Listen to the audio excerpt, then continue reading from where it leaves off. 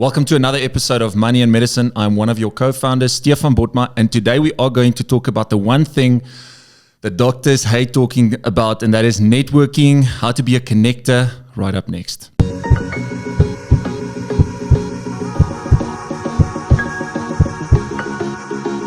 This episode of Money and Medicine is proudly sponsored by the PPS Health Professions Indemnity. For more information on PPS, please do go on our website. So you're probably sitting there already thinking, Stefan, I run a 25-hour day. I'm very busy. I'm a medical doctor. I can't chit-chat each and every single day to each and every single person. Let me stop you there. I'm not talking about that. I'm not talking about how much time you are spending talking to people. I'm talking about how you spend your time when you talk to people. So before I jump into the points that I want to mention to you guys today, I want you to read two books that's changed quite a lot in the way that I look at networking, the way that I look at emotional connections when I meet with people. And the first one is Never Eat Alone from Keith Ferrazzi. This book talks a lot about, he takes networking to the next level. He talks about creating a network that you want to network with. One person has roughly about 1,000 contacts. So if you've got one person in a certain sector that you want to build your way up, let's say you're an anesthetist, you know a great surgeon and he knows more surgeons and he knows more people that's part of his team. Build a network strategy, how you're going to get into that team over the next 5 to 10 years. And the second book that I want to recommend, and this is one of my top 10 books, is How to Win Friends and Influence People from Dale Carnegie. This is a timeless book. He just talks about being emotionally aware, how to connect to any person, how to have tact, one of the points that we are going to talk about.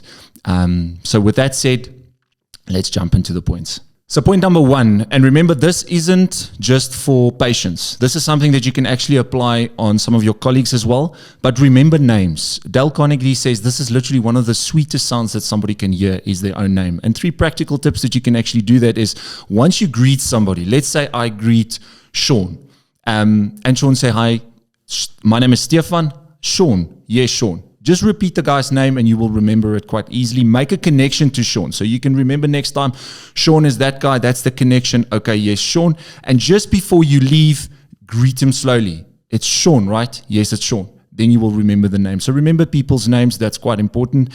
And secondly, become a great listener. Be genuinely interested. Don't just stand there and listen and the guy can see you're not really engaged. Be genuinely interested. One of the things that I tend to do is I always talk about, I call it FOR, F-O-R, which is basically family, occupation, and recreation.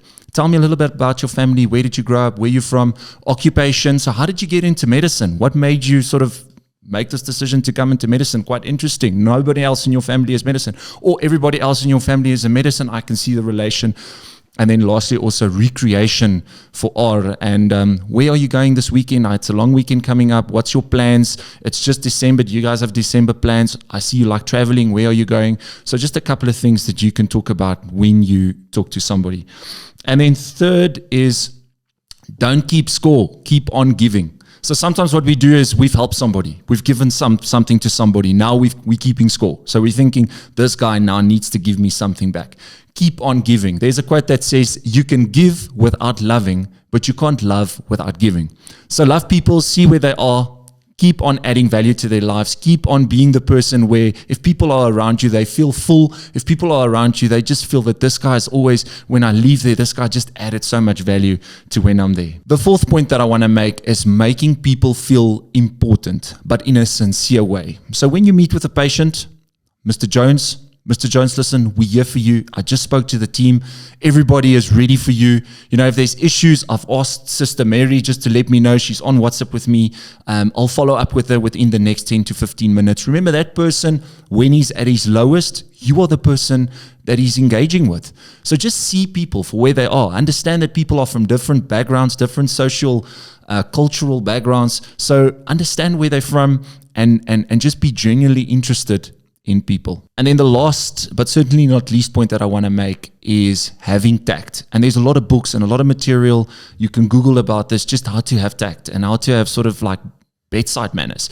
And I'm talking about small stuff, like being the one that's always willing to pay the bill, Never coming empty-handed to a function. Don't be that guy that comes at the function and just be a taker. Come to the function, even though there is already stuff provided for. You're never coming empty-handed. You're coming there with something, whether that is a book for someone to read, or whether that is maybe just a bottle of wine, or maybe just some snacks that you've brought with. Whatever it is, ask if you can contribute in some way.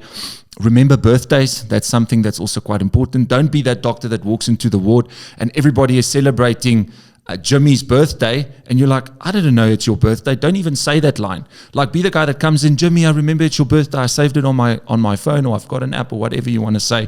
And that guy will feel special. And then lastly, before you break the news to somebody, at least ask, if I may. May I? Is it okay with you? Listen, I don't mean to be rude, but you got to change your lifestyle habits, Mr. Patient or Mrs. Patient. Just again, be aware and see people where they are. I've got a stat that just before I end that I want to share with you guys. So this was back in 2010. A study found that 70% of people that are employed got that position through networking and through a connection. This is in 2010. We're in 2022. Social media has taken over. So this stat has probably gone up. Remember that networking is like a muscle, as we mentioned. It's something that you need to get used to. It's something that you need to work. Initially, it would be quite tough.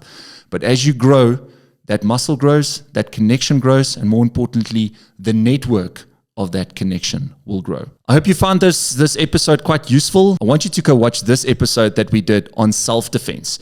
It's actually an episode that you can already share with somebody to add value to that person. If you know of somebody that's maybe been in a mugging situation, or you know of an area that is quite a crime area, go share the video. It's something that they can watch, and you can again just add value. And then I also want you to watch this video, which is how to become an overachieving doctor. We talk about certain traits and certain attributes that you can apply. If you can mix this with connecting with people and being a great networker, you're just going to go to the next level. So thank you so much for making the time to watch these videos. I want to encourage you to share them with colleagues and friends that might find this useful.